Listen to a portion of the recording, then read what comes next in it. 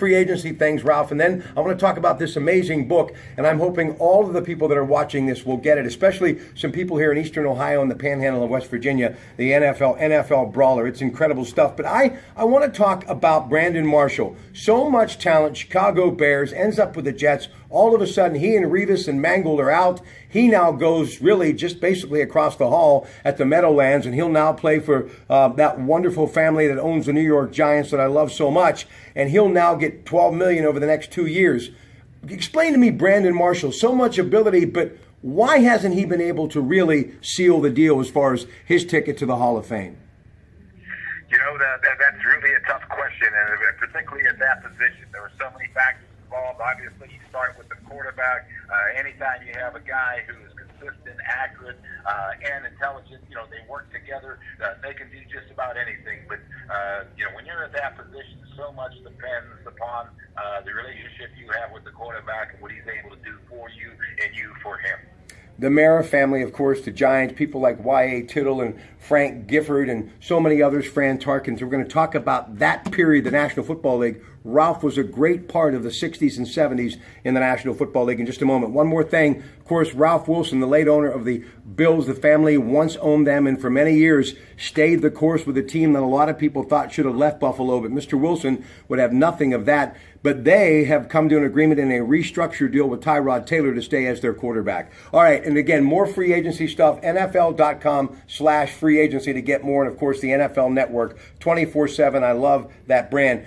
Ralph, let's go back. NFL Brawler. Tell the audience about. Let me interrupt you for just 1 second. Yeah. Anybody that needs a recap of what's going on in free agency only has to listen to what you said starting in at the beginning of this and going through. That is such an outstanding recap of everything that happens. Congratulations, my friend. I don't know if I could retain it that way. Go ahead on. Thank you very much. Listen, folks, I've known him for 20 years. That's the first compliment he's ever given me. Now, listen, and I love him like a brother. Let's talk about your book, NFL Brawler. I mean, just give a few anecdotes, and I know so many that I'd like to talk about from that almost brawler that you had with Jimmy Johnson and so much more, but I love that era in professional football. I loved when there were the blue and white Houston Oilers, and I love the old AFL and how what Namath did in Super Bowl III made it one as far as how we know the National Football League today. Guys like Johnny Unitas, and I mentioned Y.A. Tittle. Franco Harris's birthday today. Happy birthday, Franco Harris.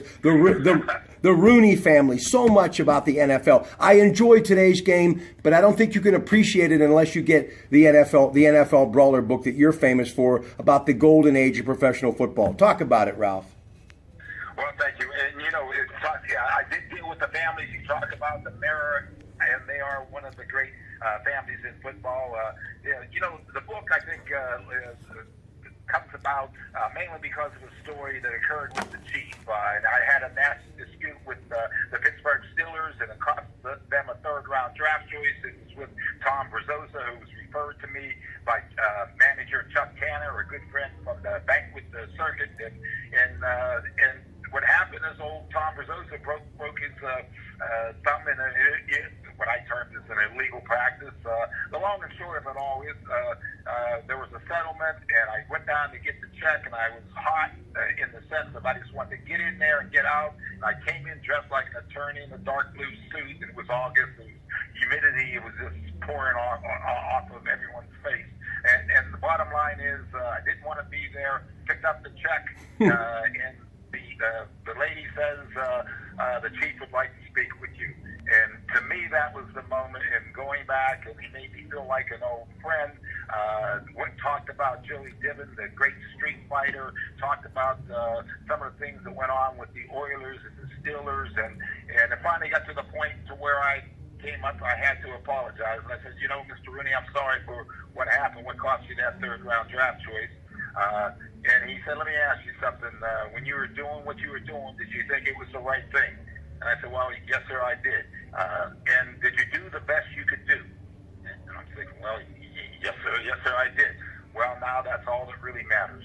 So, you know, that's my Irish to the city and my football story, and it's something that those pictures that I have and letters from Dan Rooney during strike times and hard times, those are things that I cherish, look back on, and all are a part of NFL Brawler.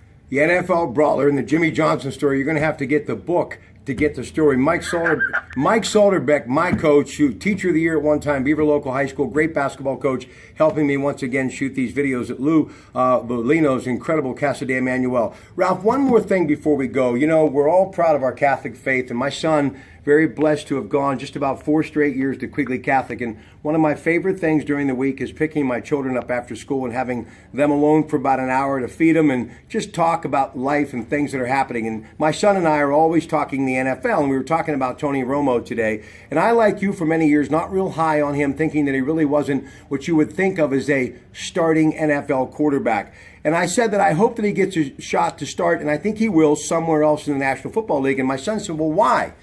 Because, and Ralph, you know this from all the surgeries that you had, even though he's risking long-term good health, especially having a broken back, just one of many injuries, when you have a heart of a competitor, sometimes even though people tell you it's time to turn the light off, you just can't. You have to be able to go again and again and again. Only you sometimes really know when it's time to walk away. And maybe that's not right, but I think we as fans and as members of the media, and maybe even people directly involved in the NFL, well, I think we should give a player that right. Is that a fair statement to you?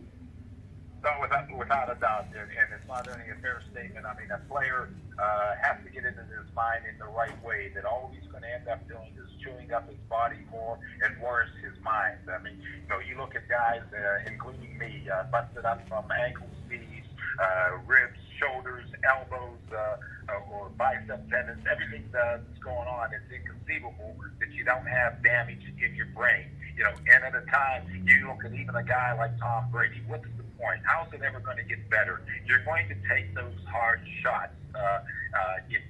You're going to have grandkids one day. You're going to want to do, you know.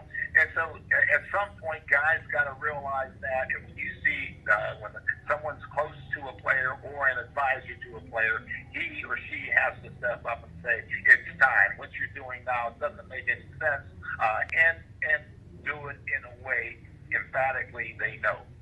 I'm going to close on this note. Everything that you've accomplished, your late mother, Stella, your family, Avella, wrestled at a high level at the state when in high school, and obviously the collegiate level. We're both fans of that. And you played football for the great University of Pittsburgh Panthers with an alumni that is second to none in my opinion.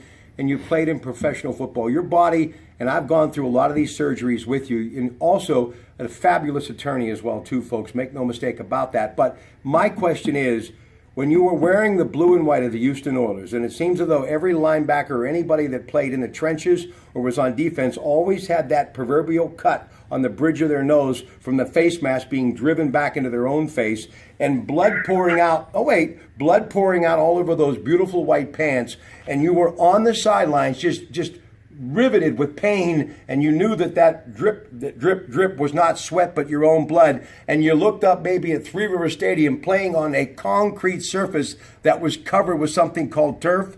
When you looked around and saw the crowd and realized that you were playing in the National Football League, would you change one darn thing about your professional football life, or would you accept that just the way it was, and would you do it over and over and over again just to put those shoulder pads on?